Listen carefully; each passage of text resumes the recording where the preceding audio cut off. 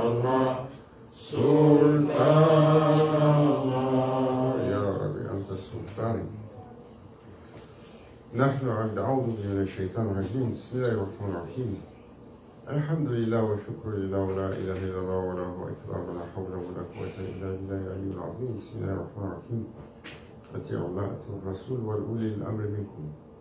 دستور مدد يا رجال الله يا صاحب الإمداد. دستور مدد. الصلاة والسلام على أشرف المرسلين سيدنا ونبينا ومولانا محمد نبي الأمي وآله وصحبه وسلم. بسم الله الرحمن الرحيم. أطيعوا الله أطيعوا الرسول وأولي الأمر منكم.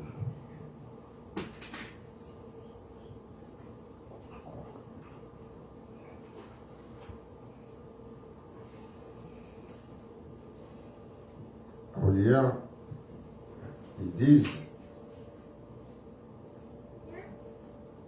les chemins vers Allah sont au nombre des respirations des humains.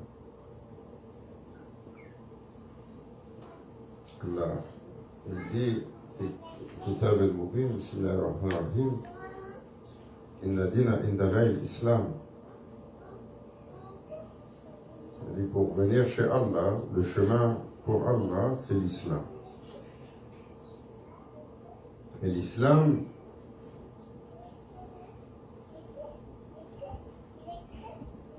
il est parce que nous on construit dans notre esprit. L'islam, il est beaucoup plus grand, il est beaucoup plus large. Et quand les awliya, ils disent les chemins vers Allah sont au nombre des respirations des humains, c'est que chaque serviteur peut se rendre chez son Seigneur le temps d'une respiration.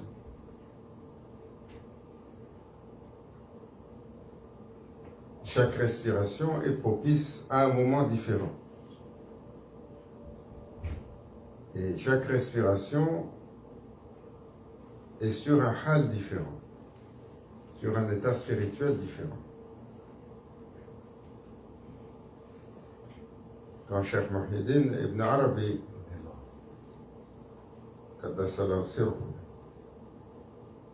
quand il décrit la grandeur de l'humain, il dit la spiritualité de l'humain, elle a une expansion et une contraction à chaque respiration. Chaque respiration que l'humain a, son ruh se déploie et se contracte. Il a dit quand le ruh il se déploie sur une respiration, il s'ouvre à tous les nouveaux états de la création.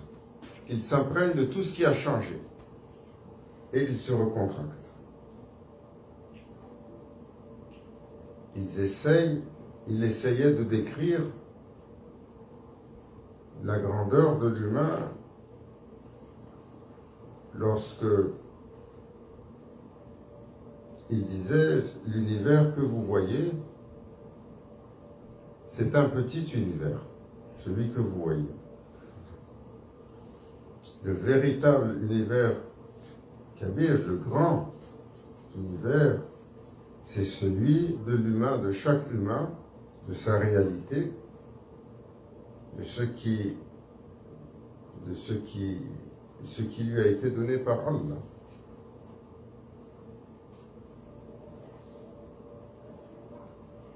Juste lorsqu'on comprend que Allah a créé les choses sur des cycles, que tout ce que nous connaissons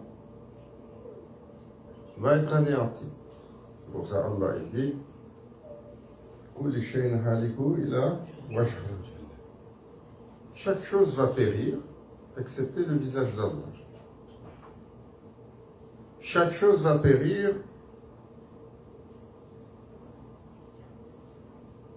dans sa forme matérielle.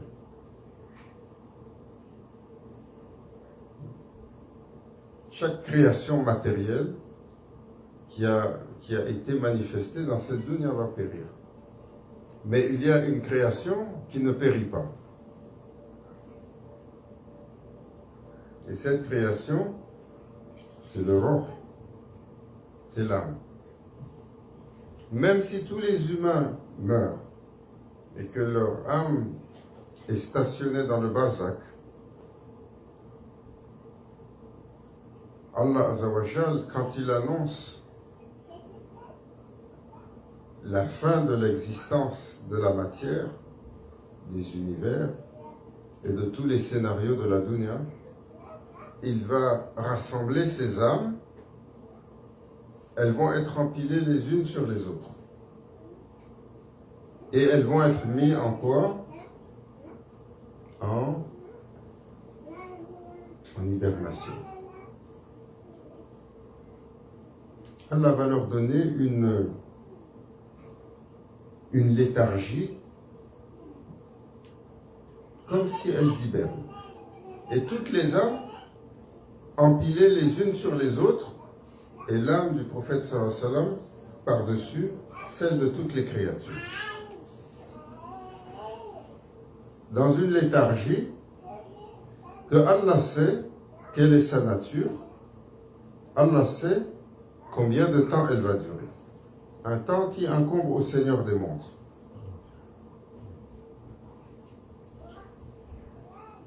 Même les créatures qu'on pense immuables, les créatures de lumière, les anges, même les anges vont être mis dans cet état de léthargie. Et pas simplement les anges, mais leur couronne, les archanges, Sayyidina Jibril, Sayyidina Mikaïl, Sayyidina Azraïl, Sayyidina Azrafil, les 4 grands archanges. Parce que quand il ne restera plus aucune créature, quand il ne restera plus aucune âme, et qu'elles auront été toutes éteintes, Allah va demander, qui est-ce qui subsiste encore? Il va dire, Sayyidina Mikaël, il va dire, Ya Rabbi, Jibril, Azraïl, Azrafil, Mikaïl. Et Allah Azzawajal va lui dire, Ya Mikaïl, éteins-toi aussi. Et son âme va rentrer en léthargie. Elle n'est pas morte. C'est un état stationnaire. Et Allah demande, qui reste? Et c'est Azraïl, il va dire, Jibril, Azrafil, Azraïl. Et Allah, il demande, qui reste? Il dit Azraïl, éteins-toi. Et il va également, son âme va s'éteindre, et il demande, qui reste? C'est Azrafil, il va dire, Jibril ou Azrafil? Éteins-toi. Qui reste? Il reste qui? Juste c'est Jibril. Et quand Allah va dire qui reste, c'est Jibril. Il va répondre, juste toi, Ya Rabbi. Sa perfection. Il ne voit pas d'existence pour lui devant son Seigneur. Et Allah Azzawajal va lui dire, ton Seigneur est pleinement satisfait de ta réponse, Ya Abdi. Mais toi aussi, éteins-toi. Et c'est dans Jibril alayhi salam va s'éteindre. Et toutes les âmes vont être empilées sur un temps que Allah choisit. Et Allah Azzawajal quand ce temps est écoulé, il va redonner le souffle à Sayyidina Jibril alayhi salam, qui se relève. Et il va dire à Sayyidina Jibril, relève Azrafil. Et par le pouvoir d'Allah, Sayyidina Azrafil, qui souffle dans la trompette, lui il avait soufflé dans la trompette, et c'est son souffle par le pouvoir d'Allah qui va anéantir toute la création. Et là il souffle dans la trompette pour redonner un souffle pour le Qiyamah, pour le jugement, pour le grand scénario divin où toutes les créatures vont être présentées devant leur Seigneur. Mais pour annoncer le Qiyamah, il faut sortir toutes les créatures de la léthargie. Et quand il va souffler, c'est Jibril alayhi salam, alors que sur ce souffle-là revient une brise céleste, c'est Jibril alayhi salam, par le pouvoir de son Seigneur, va faire pleuvoir une pluie. Et alors que cette pluie descend sur les âmes, celle du prophète sallallahu alayhi wa sallam qui est au-dessus va reprendre, sortir de sa léthargie, mais ça c'est le ruh, va sortir de sa léthargie et cette pluie va descendre sur la dunya, et quand elle touche la dunya, qu'est-ce qu'elle trouve dans la dunya? Elle trouve une partie de l'humain, de chaque humain, qui n'a pas pu être détruite, malgré le fait que la planète va être anéantie, la planète va être réduite, asséchée par Yajuj wa Majuj, et la matière va être anéantie. Il va subsister de chaque humain une particule que le prophète sallallahu alayhi wa sallam décrit comme indestructible, qui ne peut pas être altérée. Et cette particule, c'est quoi? La pointe du coccyx. Comme le prophète sallallahu alayhi wa sallam a dit, les scientifiques ont trouvé que même quand tu essayes d'anéantir l'humain autant que possible et que tu vas dans tu vas dans la chose, tu brûles son corps, qu'Allah nous en préserve. Et ils font ça avec la crémation. Les gens que le shaitan il a trompé. Ce corps ne nous appartient pas, c'est un temple sacré. De la terre, nous avons été créés, à la terre, nous retournons par l'ordre d'Allah. Mais ils disent que même quand l'humain est passé à travers la crémation, si tu arrives à retrouver la pointe du coccyx, tu trouves toujours quoi dedans? Quelques traces d'ADN qui sont utilisables. Agib. Et comme le prophète sallallahu alayhi wa sallam a décrit que dans cette partie il subsistera toujours une vie, lorsque la pluie atteint cette partie-là, il va sortir et être généré un corps qui n'est pas fait de cette matière, mais dont la programmation est inscrite dans cette partie, parce que cette partie indique qui est le détenteur de cette particule, et il faut créer un nouveau corps, et c'est un corps dont le matériau n'est pas fait de ce monde, il est céleste. Et c'est avec ce matériau-là qu'on va habiller l'âme pour présenter une créature qui a un corps comme ici-bas et une âme à l'intérieur. L'humain, dans une version autre, céleste, pour siéger dans le jugement.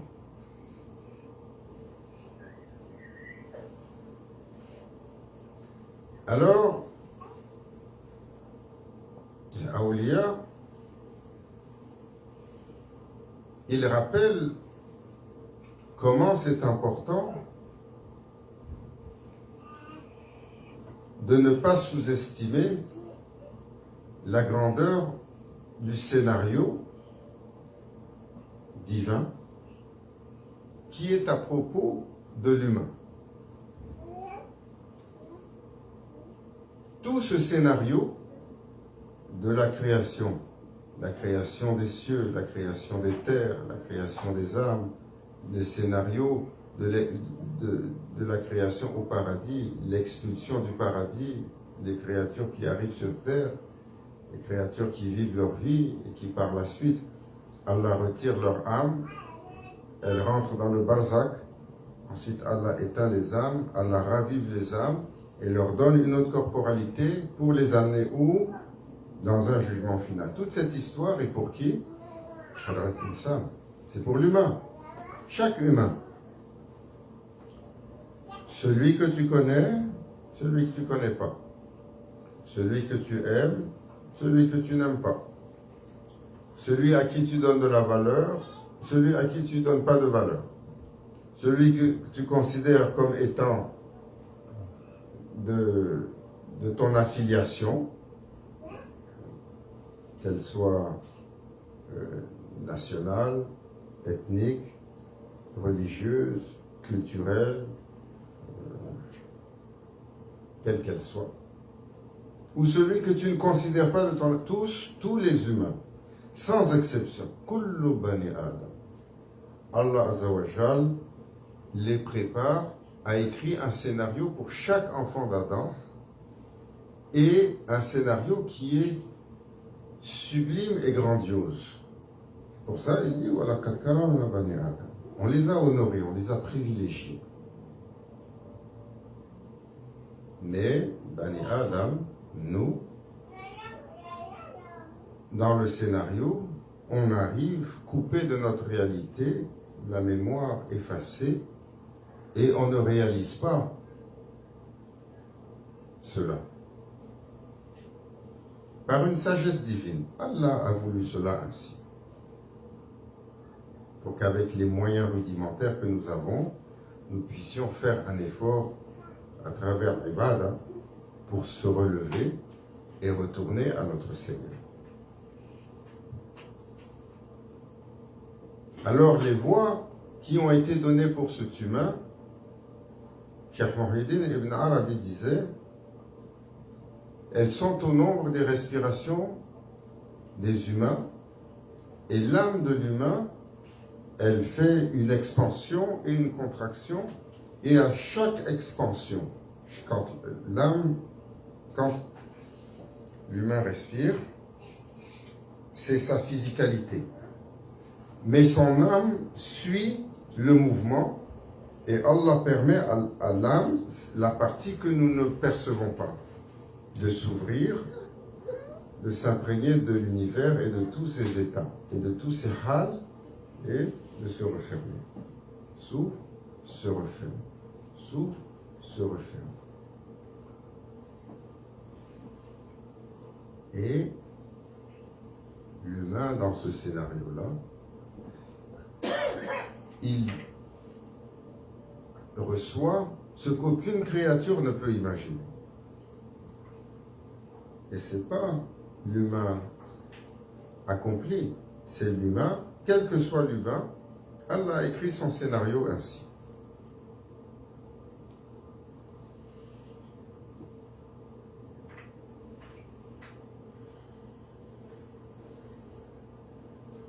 Alors, le cheminement des gens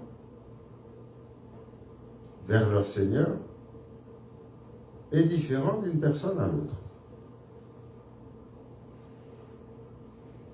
Celui-là a cheminé de cette façon, celui-là a cheminé à travers sa famille, celui-là a cheminé à travers ses épreuves, celui-là a cheminé à travers ce qu'il a appris, celui-là a cheminé parce que sa destinée a croisé par hasard telle ou telle personne. Chacun a son histoire. Il n'y a aucune histoire identique. Il n'y a aucun cheminement identique. Il n'y a aucune pensée identique. Il n'y a aucun instant d'aucun humain qui est similaire à un autre humain. Et même chez le même humain, chaque instant est différent. Allah Azza wa Jal, le Khaliq, le Créateur, montre sa grandeur en n'ayant jamais créé de choses identiques. 8 milliards d'humains, ou 400, donc il y a 400 milliards d'humains, c'est Adam aujourd'hui, qui ont foulé la terre, comme il disait, c'est Cheikh Abdullah Faiz al-Dagestani, aucun n'est identique. Mais chaque humain, à l'intérieur de lui, chaque moment, il est différent. Physiologiquement, Foulan que tu as vu aujourd'hui, quand tu arrives dans combien de mois, docteur, toutes les cellules que tu as connues ne sont plus les mêmes. Pourtant, ils semblent mêmes. Et il y a une régénération constante. Et on dit que ça prend peut-être 3 mois pour que l'être que tu as connu, toute la structure est changée. Oui, il a l'air le même. Ça, c'est physiologique. Chaque instant, chaque pensée est différente. Chaque hal est différent. Et ça, c'est juste la physicalité, ce que nous voyons. Allah a créé chaque atome différent l'un de l'autre. Et c'est grandiose parce que Maulana Cheikh, il disait, chaque atome, il a un nom. Chaque atome, il a un dhikr. Et chaque atome, il est connu de son Seigneur. Si tu mets tous les humains ensemble pour compter combien il y a d'atomes dans ce morceau de doigt, on n'arrive pas, toute notre vie. Tellement il y en a. Imaginez la planète, la galaxie, l'univers. Et le monde, un monde, et 70 000 mondes entre deux piliers du trône d'Allah. Et les piliers du trône d'Allah, 360 000. Un jour, Sayyidina Jibril alayhi salam, il décrit. Moulana Cheikh Hicham qui nous racontait cette histoire de grand chef. Allah Azza wa Jal lui a donné un ordre. Ya Jibril, par le pouvoir de ton Seigneur, vole par sa puissance et part. Il a dit, son état a été si augmenté, il a commencé à voler et il volait sur un désert à une vitesse inimaginable. Et il a volé sur ce désert pendant 70 000 années célestes. Sans s'arrêter. C'est Jibril alayhi salam. Si on démarre la journée, à la moitié de la journée, si on n'a pas eu le café, la baguette, les œufs, déjà on commence à ralentir. Les Jibril alayhi salam. 70 000 années célestes, on dit un jour chez Allah, 1000 ans sur terre. Et là, il arrive finalement, après avoir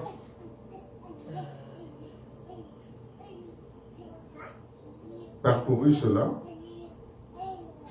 il arrive à un arbre, au milieu de ce désert. Un arbre sublime, immense, vert. Et sur cet arbre, il trouve quoi? Un oiseau. Et cet oiseau, indescriptible dans sa rayonnance, dans sa radiance et dans sa beauté. sublime, un oiseau vert. Quand on décrit quand tu le regardes comme un oiseau comme fait d'émeraude verte, mais une émeraude dont la lumière est en mouvement. Et cet oiseau, il est perché. Il se baisse, il prend un grain de sable, il se relève, il l'avale. L'instant d'après, il se baisse, il prend un grain de sable, il se relève, il avale. Et Sayyidina Jibril alayhi salam l'observe. Et il refait le même mouvement, continuellement. Et Allah Azza wa Jalla lui dit, Ya Jibril, regarde ce qu'il prend. Et il dit, je me suis approché et j'ai vu que le grain de sable, le désert était blanc. Le grain de sable, il est étincelant comme une perle. Et Allah Azza wa Jalla m'a fait voir par son pouvoir, chaque grain de sable était un univers.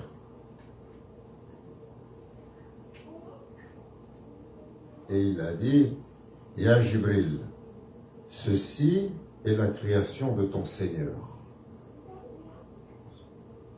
Chaque grain était un univers. Il a parcouru ce désert de façon infinie. Et il a dit, ce oiseau est mon serviteur, mon abd, Muhammad. Et chaque monde,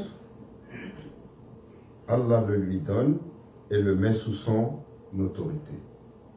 Et il, aussi vaste qu'est cette création, chacun des mondes sera sous son autorité. Il a dit, alors, j'ai compris la grandeur du bien-aimé d'Allah. Alors quand on entend les gens dire c'était un messager comme nous qui avait le doute, qui avait la tergiversation intérieure, qui a fait des erreurs, qui de surcroît, il est mort,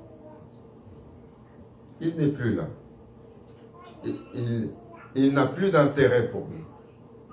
Nous, on a le livre d'Allah, c'est assez. On n'a pas besoin du messager.